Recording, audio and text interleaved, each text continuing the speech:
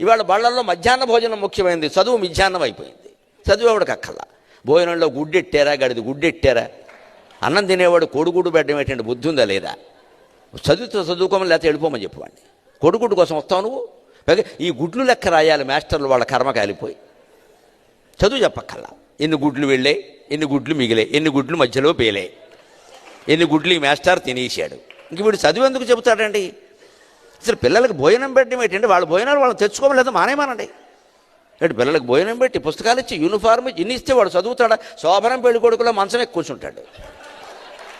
ఎందుకు చదువుతాడు వాడు? విద్యార్థికి ఇన్ని సౌకర్యాలా అవసరమా? చదువు రావట్లేదు ఎవరికి, భోజనాలే వస్తున్నాయి. పైగా అందులో బల్లి పడింది, పిల్లి పడింది, పడదా? ఆ వండి పెట్టే వాళ్ళకి డబ్బులు ఉండవు. ఎక్కడి నుంచి ఇస్తారు? ఎంతమందికి ఇస్తారమ్మా? ధార పోస్తారు ప్రభుత్వం వాళ్ళు. ఎక్కడి నుంచి ఉన్నాయి డబ్బులు? ఇక్కడ నీ డబ్బులు పెట్టి నువ్వు చదువుకో, నీ అన్నం నువ్వు తిను, నీ బట్టలు నువ్వు కట్టుకో, నీకు ఇష్టమైతే చదువు. ప్రభుత్వం పని ఏమిటంటే, ఉభయ తెలుగు రాష్ట్రాల పెద్దలందరూ వింటారు నా కెమెరా ద్వారా కాబట్టి చెబుతున్నా, ప్రభుత్వం కర్తవ్యం బాగా చదువు చెప్పడం తప్ప పుస్తకాలు ఇవ్వడం, బట్టలు కుట్టించడం, అన్నం పెట్టడం కాదండి.